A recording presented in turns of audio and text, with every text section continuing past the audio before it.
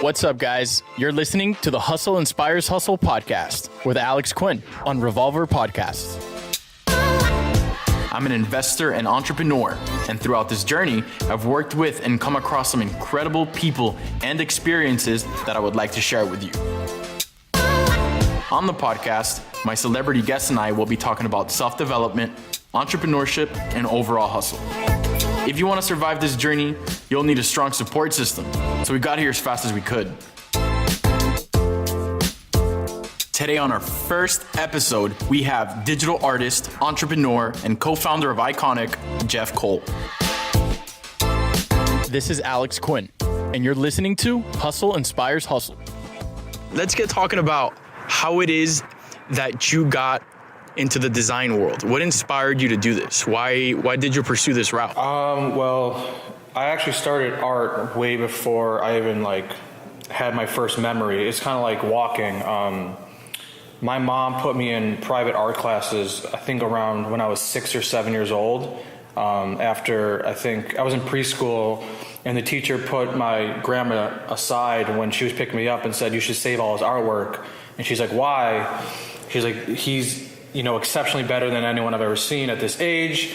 So my mom put me in, art school at 7. So I just grew up doing art. So it's like literally everything I've ever done, from painting, illustration to 3D, sculpting, charcoal, pastels. I grew up on every art medium there was.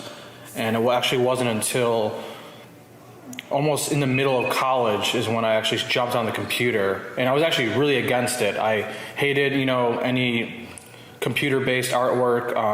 Was a huge advocate of, studio art, which I was studying. So once I hopped on, basically to earn money, and this is kind of when my, I guess you would say, entrepreneur started. That's when I kind of switched over to 100% digital art. Yeah, bro. New age digital art is something that's crazy. I remember I was watching a documentary on Netflix the other day.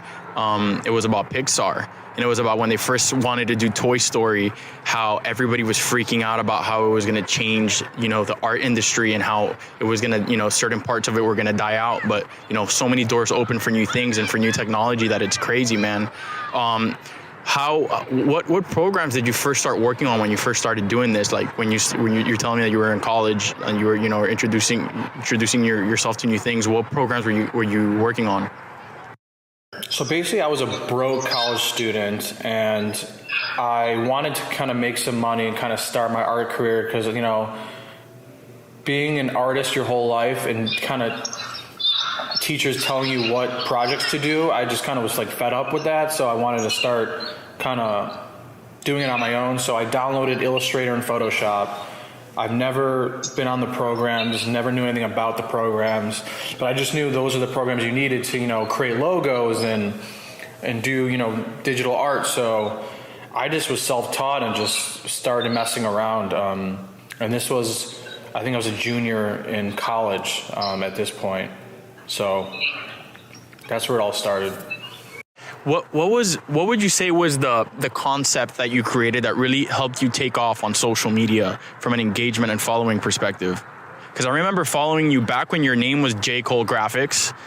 You probably had, probably 50, 60,000 followers when I first found out about you, and you were doing the sneakers, and I thought that was so original. I remember sending it to all my friends and forwarding it to everybody and saying, yo, this guy's crazy. This guy's really onto something here. I really want to see how he develops this. And now here we are today. You have Ikonick, you have this massive, operation that you're running, and you did it based off, a foundation of designs and concepts. But what would you say was that concept that really pushed you to be where you are today? Well, it first started off with me noticing what was popular on Instagram. And there was a bunch of different buckets. Photography was really popular. Meme culture was really popular. And motivational quotes were really popular. But then I got into the culture aspect of it. So what was popular in the culture? And that was sneakers. And every sneaker page at this point on Instagram, 5 years ago, was only posting the sneaker photography that the brands were putting out. So Nike would release official images of the shoe. And everyone was just sharing those same photos. And I was like, there's got to be, deeper content for these people to share organically. So that's where it all started. It all started with just noticing where the attention was, and then conceptualizing original creative to go around that, because of the massively romantic community around it, sneakerhead community. So that's where it all started, just recognizing where the attention was.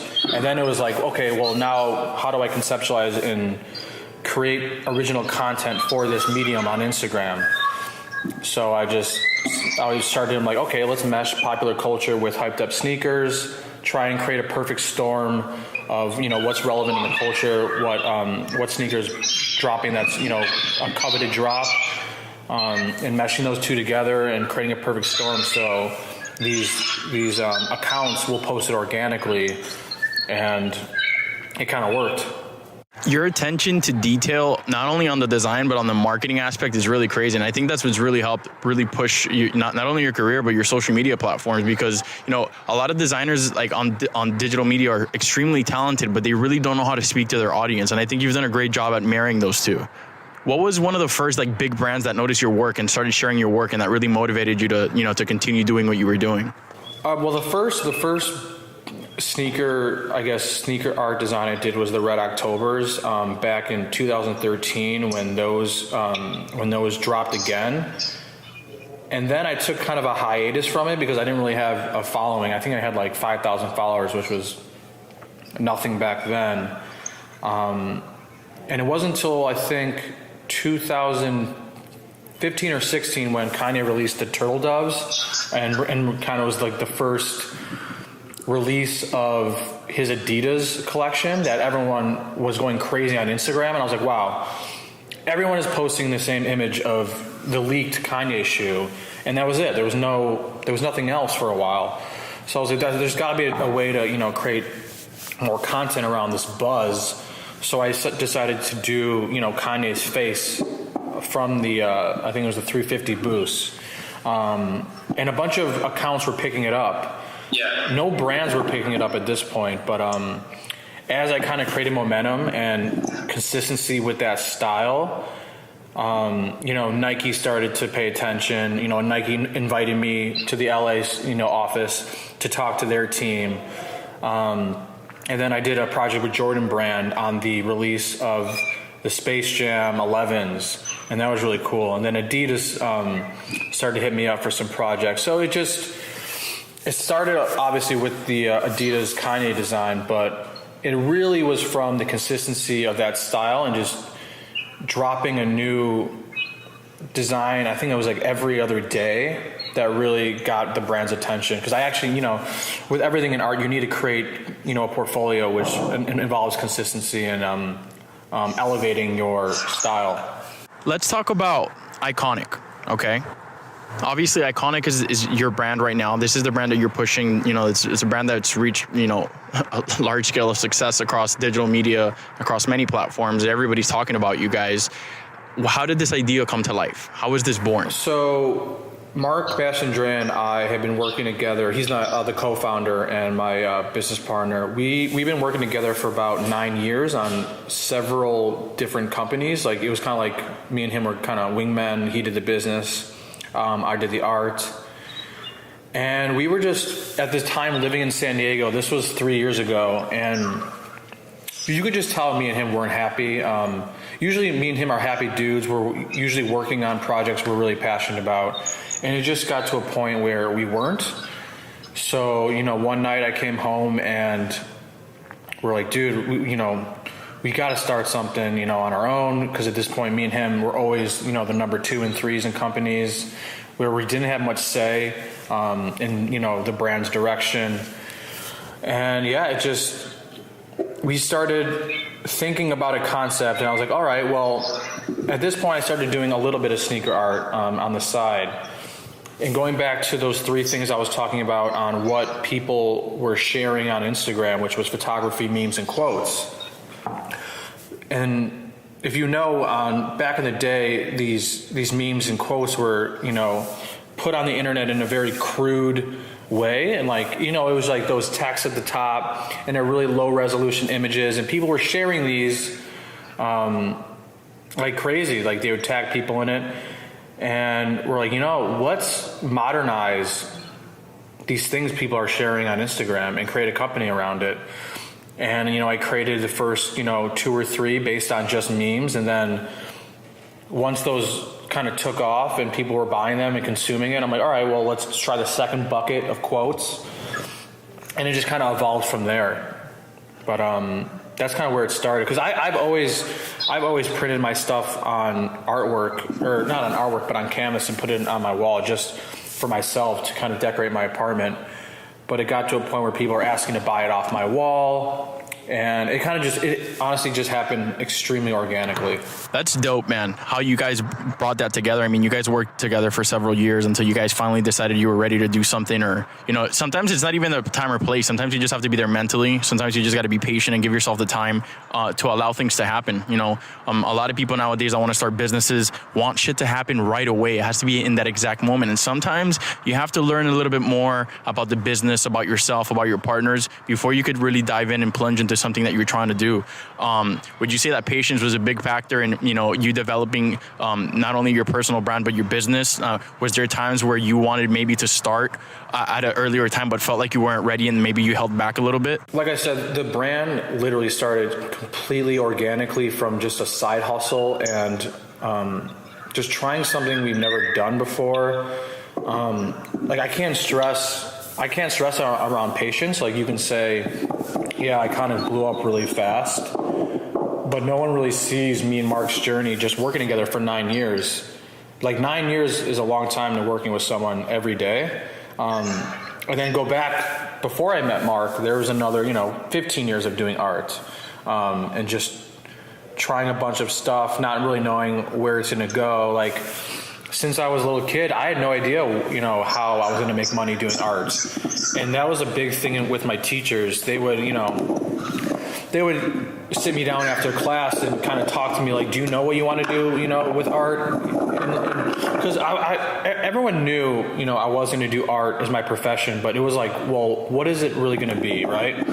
I see you drawing and painting and doing all this stuff, but how are you actually going to make money with it? And that was kind of like the whole theme of my childhood, is like, how are you going to make money with this? So yeah, I stress patience a lot, and everyone sees Ikonick blowing up. Started full-time. Me and Marcus started Ikonick for almost just 1 year. So it's been a year that me and him have been doing it full-time. But we really just jumped in. There was a lot of going back and forth on, is this legit? Is this actually going to work? But yeah, I can't stress enough how organic it was, and it wasn't a planned attack. It was just, let's just do what we're really comfortable with and what we've been doing our whole lives. Like, I've been putting art on paper since I was 7, and I'm still doing it. And it took until I was 29 for it to really be recognized. Bro, hard work is not overnight. I mean, like a person like me that has been following you for a while and has actually been a fan of your work. It's been really dope. It's really cool to see how fast Ikonick has grown. But you're right. The 10 years of hard work you've put in, learning different programs, learning about yourself, your family's efforts. It's so many things that come together to make you the designer you are, the person you are, the entrepreneur that you are. And obviously this journey is really, really difficult. Anybody that says that it's a breeze is talking shit, because this is not easy. I run several businesses. Right now, I have so many things going on that I don't even know how I keep it together. I can't imagine how people at a bigger scale do it. Like you and I have had some pretty cool conversations, like people like Elon Musk, like how does this guy do the things that he does? But it's all organization. It's all learning from your mistakes and, just keeping an open mind.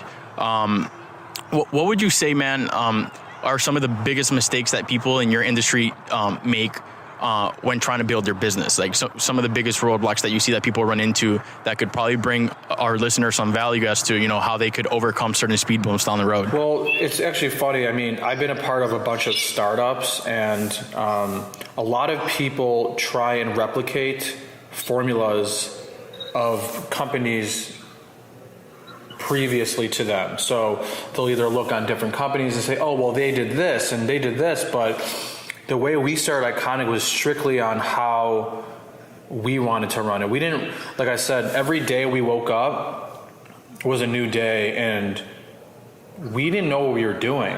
We didn't know how to run a company. We didn't know how to start a company. So every day we were making mistakes and trying new things and learning. Literally, we're learning by the second. And I think a lot of people, when they do startups, they always try and do it like their successors and, you know, people who came before them. But my advice is to do what's natural and authentic to yourself. And there is no formula to building a successful company. It's really just staying authentic to yourself, and every day you're going to make mistakes. And God, every day we make a mistake, but I think speed and obviously work ethic is a way to eliminate that fear. You know, I always say work ethic eliminates fear. And if you knew how hard me and Mark have worked and how long hours, the days we've worked and the shit we've eaten, we're not scared to wake up and make those mistakes and try new things and kind of take leaps and sacrifices. So it's just like, it's having the confidence throughout those years just makes it all easier to really sacrifice those hard moments and stuff. I think that it's really dope how you guys have, blown up, but throughout this journey, you guys are creating a series of content that is not only showing people, what it is to build a brand, but you're actually also building brand awareness. But you guys are keeping it real, because there's so many companies on social media that just portray everything as fucking perfect. Everything is always perfect, nothing ever goes wrong. And, the fact that you guys could talk about hardships, times that you've eaten shit. I mean, it's happened to me, bro. There's been times where, my businesses are fine, but I don't even know how I'm going to buy myself like a meal for the next week. You know what I mean? Like, I know that I have to dump all my money into my business. I don't know if I'm going to make it past the next week. It's difficult. And, it's important for people to understand that, because a lot of people that want to start a business or, want to, go down the entrepreneurial route feel like they're the only ones that are going through the struggle because everyone on social media shows this perfect lifestyle or this perfect life, or, they just have this false perception of life, of how things actually are, and then they're scared to take the plunge. Yeah, I mean, it goes back to authenticity. I mean, it's easy to show us eating shit because we're eating shit. It's easy to show us building a brand every day because that's what we're doing. And like I said, we've only been doing this full time for a year, so every day brings a new problem and a new fire we got to put out. So documenting that is always going to be authentic, because waking up is day one of our journey of building a brand, and showing that with people and showing that to everyone is exciting, but it's just organic and authentic. And we don't really we don't do that much post-production. I mean, me and Mark are trying to be more front-facing more and more. So that's obviously a struggle because me and him have never done that before. But if you do it enough and you have the right team and the people behind you kind of rooting for you and pushing you to, just get out of your comfort zone, like this, like doing podcasts, be on camera 24/7, talking about your failures is all a part of being authentic, and it's all, it's all tough, but it's who we are, so we don't really stress.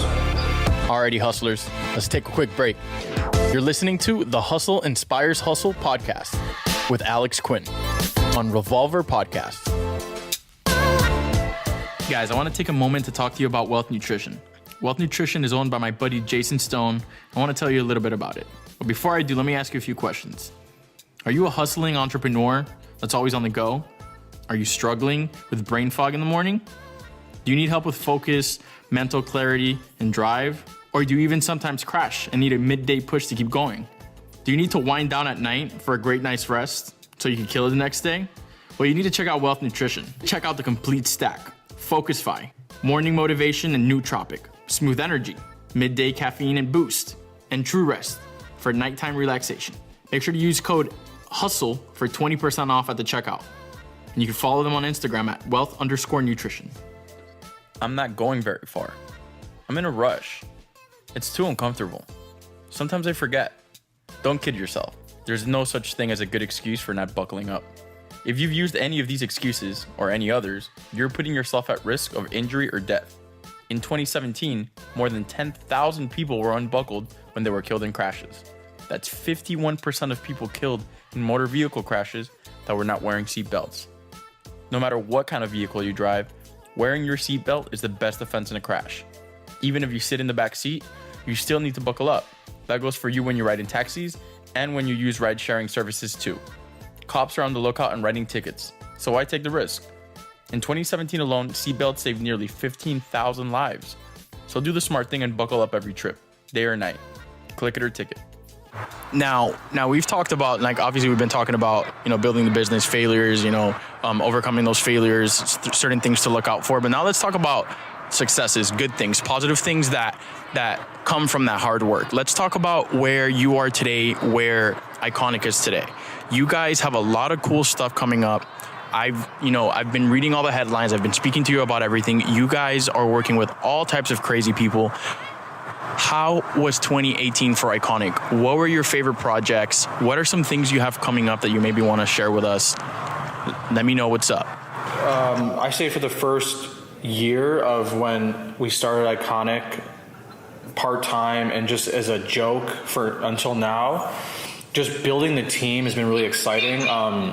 We laugh about it, but everyone we've hired has come to us. So me and Mark don't do outreach for hiring. So the first year was just me and Mark. So any of the photography, videography, artwork, anything you saw came from me and Mark up until like about a year ago. So building the team has been really exciting, and obviously having those people come to us, which means they have the same DNA as me and Mark, has been really exciting. Watching them grow, teaching people. I never managed anyone before, and either has Mark, but now we have a full team that we've been managing for about a year, and I absolutely love it. I at first didn't know how to do it. Like I said, every day is new for us. So managing people has been really exciting. Watching them grow has been exciting.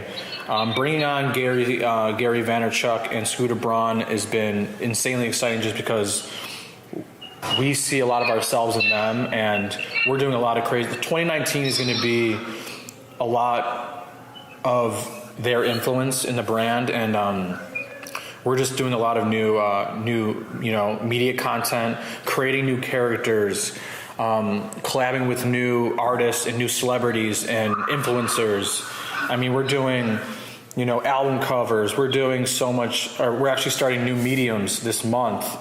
Launching new licenses. So we're going really quick, and we're kind of everything we've been doing for the past year is coming to reality in the next couple months. So it's insanely exciting. It's so dope to see you guys working with these brands and working with these people. And I'm curious, bro, like, I want to hear more about it, because last time you were in Miami for Art Basel, we talked a little bit about it. But for the audience, talk to me a little bit about how you got connected to VaynerMedia, how you got connected to Gary, and how all of that developed for Ikonick. So we kind of built the brand.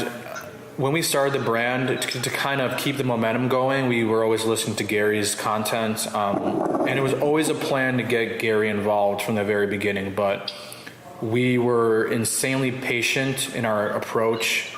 They actually reached out to us to do the Vayner Sports rebrand, which is like all their style guides and I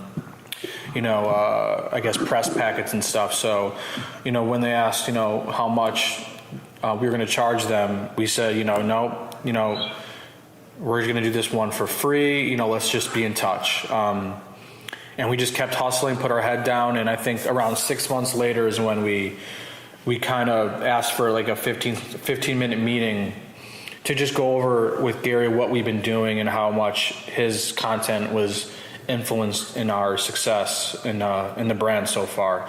So that's how it all started.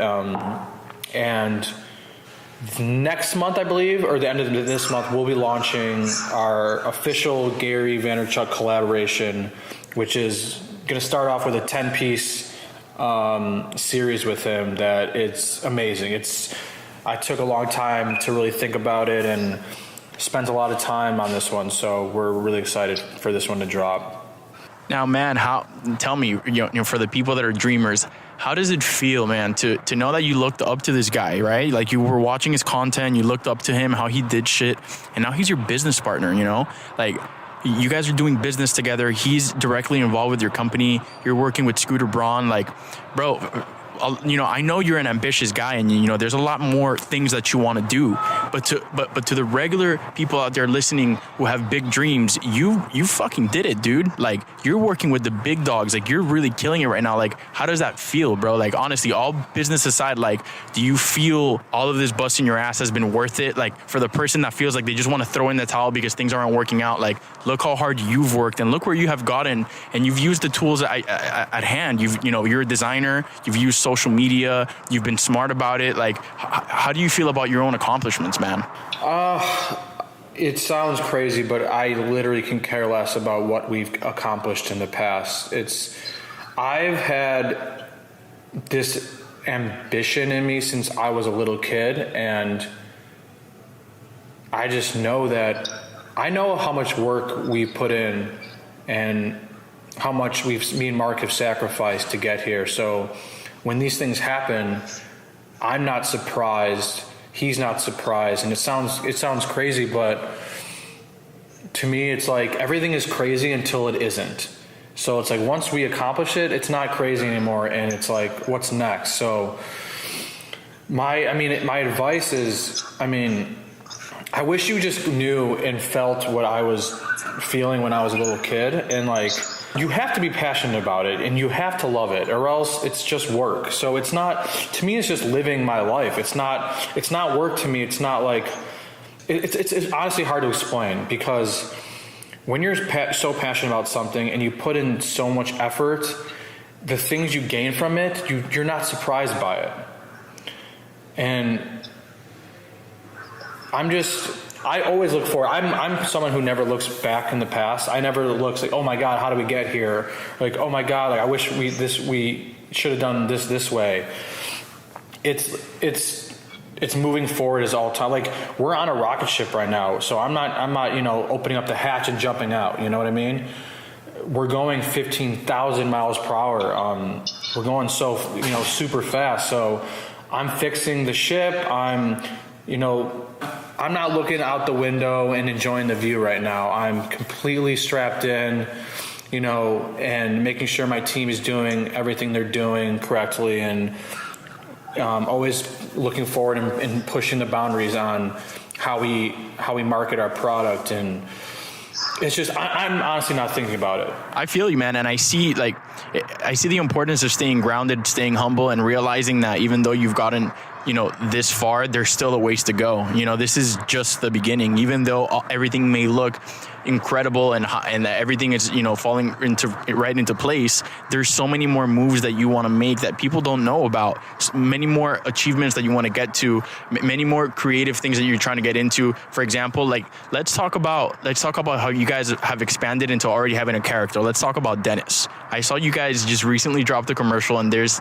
this funny ass commercial about Dennis, and his life used to suck before he ran into Ikonick. Talk to me about that. This is my most exciting thing we've done with the brand, and I joke with my team that it was like my favorite day working with Ikonick was like conceptualizing this idea, just because I'm actually really passionate about film production and art direction in movies and stuff. So doing this and watching it start from a concept and come to real life has been like literally the most exciting thing we've done.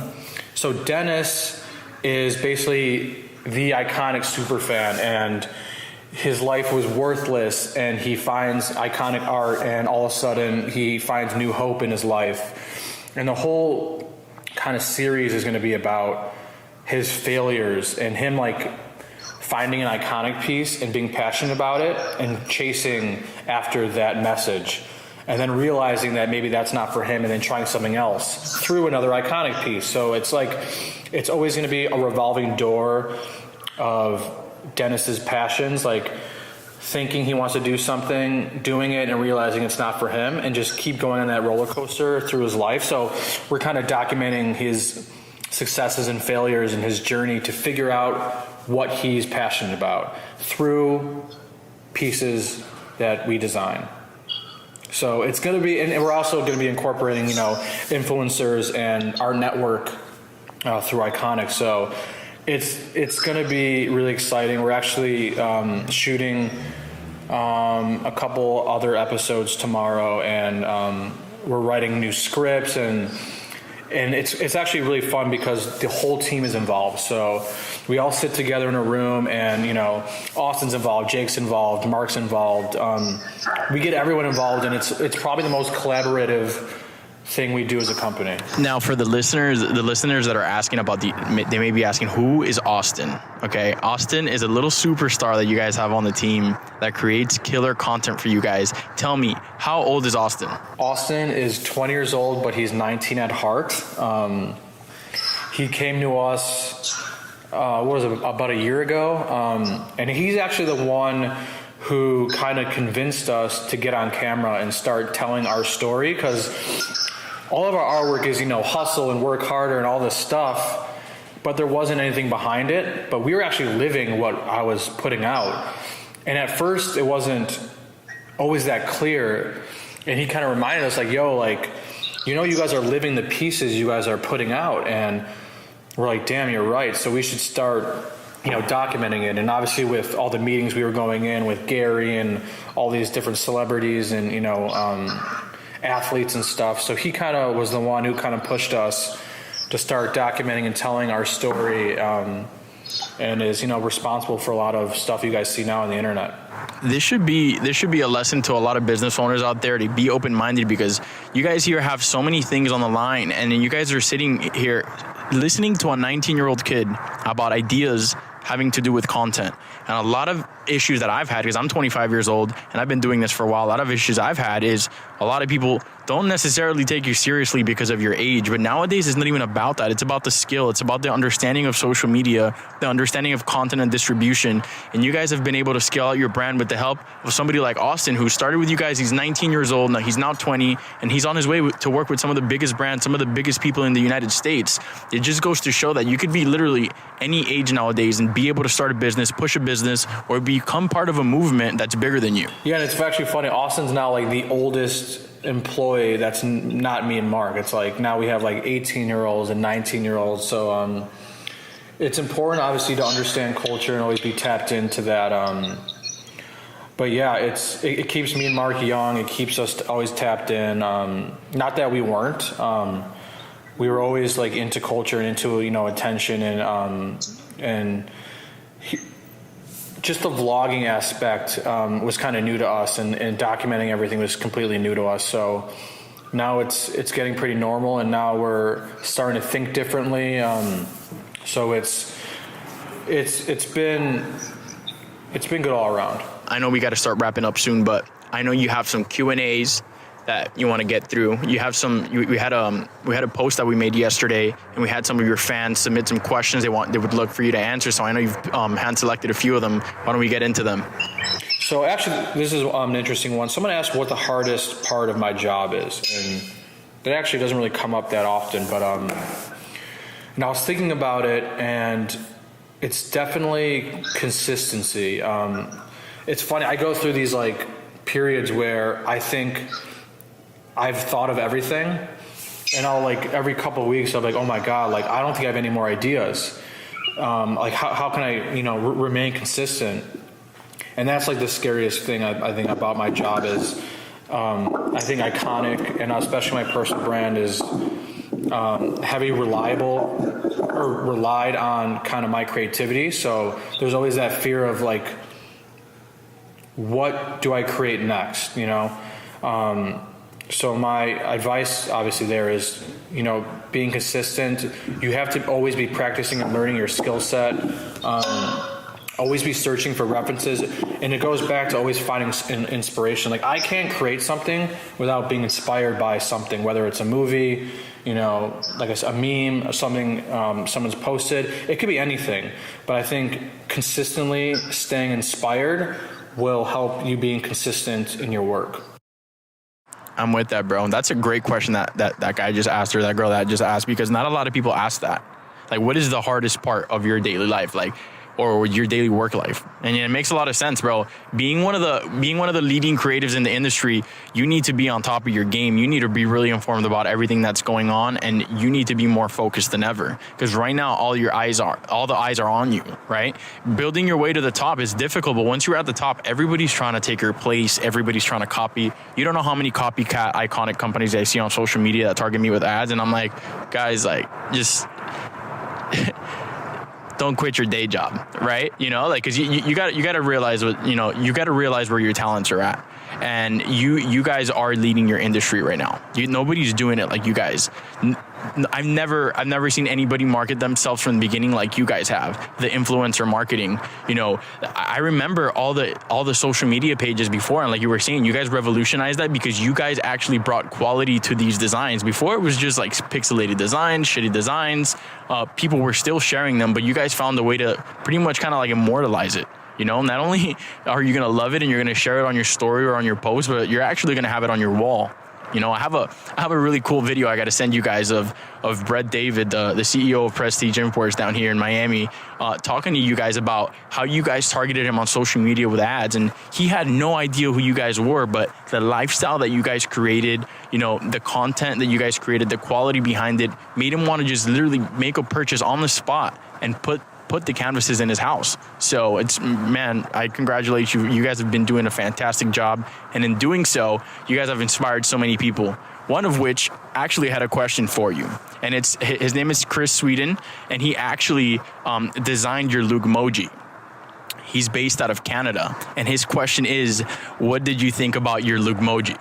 Man, I love it. It's actually, he's the first person who's ever like drawn me or like stylized me before. I haven't even done that. Obviously I did like some self-portraits of myself growing up as a kid in like art class, but that was like the first one someone else has done, and I think it's hilarious. My whole team thinks it actually looks like me, so it's actually funny.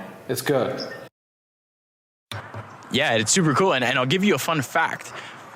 Chris actually designs Lugmojis for some pretty big entrepreneurs around the world, and he doesn't have a big, like, he just doesn't go doing anybody. So it's actually really cool to see him bringing you to life, because he's done Grant Cardone, he's done the Prime Minister up in Canada, he's done Mark Anthony, he's done so many people that it's ridiculous. And seeing him add you to that roster is just incredible, man. I think it was a really cool little gesture on his end. And hey, man, he was my first cartoon. He brought it to life, and he brought to life your first cartoon, which opens up the topic of conversation for similarities. Right before we wrap up, I want to talk to people about the power of having good relationships and the power of building on your relationships. People want instant gratification, and they want things to happen right away, and sometimes things don't happen right away. You know, the way we met, we hit it off in Art Basel in Miami, and we ended up, wanting to speak to each other, about how we developed our businesses, and in doing so, we found out that we have the same birthday, which is crazy. We're both left-handed. It's really it's silly and it's funny to bring these things up, but it's very important when you're building business relationships with people that you understand how they are, what they like, what they're into. If your ideas align, in order for you to be able to see if there's synergy. Since the beginning, I knew that I liked your designs, and sometimes they say, hey, the people you look up to, sometimes when you meet them, it disappoints and shit. But we met you. Michelle and I met you, and our team met you, and you were a super cool dude. We had so many things in common. And I think it was very important for me to be able to, for my first podcast, because this is my first recorded podcast, you're going to be episode 1, for me to be able to share thoughts and go back and forth with somebody who's very like-minded and somebody that I look up to, bro. So I definitely want to thank you for your time, man. Yeah, I appreciate it. That was actually one of my favorite parts of Art Basel was literally deciding to go to dinner with you guys, and like not go out and party. Like it just shows how important relationships are to me, and how learning and just developing those relationships are. Like I could have went out and partied with everyone else, but I decided to go to dinner with you guys and pick your minds about creative And I think we went through like tons of different creative that I was putting out, that you were putting out, and just talked about how we can make it better. And it was one of my favorite things about that trip was just getting feedback. That's dope, man. That means a lot. And you know what's funny about that night is that night you didn't let us pay for the bill, right? And I told you I had a $100 bill on me, and I was like, you know what? We're gonna save this $100 bill, and we're gonna spend this in LA. And I shit you not, Cole. To this day, I just got back from a 3-week trip in Europe. I went to like 13 cities, and I just pulled it out of my wallet. I'm putting it in front of the camera, and people who are watching this on YouTube are gonna be able to see it. I have the $100 bill, and we're gonna spend this shit on Los Angeles when I go. And it has the same serial number because I took a picture that night with you in the back of it. And bro, we're gonna chop it up when we go out there. But you know, bro, the UADV team, the Hustle Inspires Hustle team is very proud of you, man. We're very excited to see what projects you guys have coming up next year. We're definitely always going to support you guys. I thank you for giving me the opportunity of speaking to you, man, taking out the time out of your day to do this. Let's finish off with you answering one question, bro. What if you could give your 18-year-old self any piece of advice right now, what would it be? Man, patience. It's always, for me, whenever someone asks me of that, you know, to go back in time, it's always going to be patience, because at that time you really don't know, you can't read the future, and obviously, you know, being young, you want it now, and you see, and now it's even crazier. Back then we didn't have social media, but today when you're 18, you see all these 18-year-olds that have it now. And when I was 18, I didn't know anyone 18 that had it now. So patience is now more important than it was when I was a kid. But if I'm 18 right now and I'm speaking to all the 18-year-olds now, it's definitely patience. You know, a lot of people see Ikonick pop off quick, and they see my personal brand popping off quick, but I'm trying to let everyone know that it took 30 years to for it to pop off, and it can pop off at any second through any piece of content. So it's definitely patience, and just be consistent, and if you have a crazy work ethic, it's all going to work out. All right, brother. I appreciate you so much, man. Thank you for taking the time to do this. We'll definitely stay in touch, bro. Alrighty, guys. That concludes this week's episode of the Hustle Inspires Hustle podcast with Alex Quin. Remember to tune in every Monday for new episodes, and stay connected with us on Instagram and YouTube for updates and exclusive content, including a video segment of this week's podcast. You can find us on at Mr. Alex Quin with one N and at Hustle Inspires Hustle. Remember to surround yourself with people who uplift you, because hustle inspires hustle.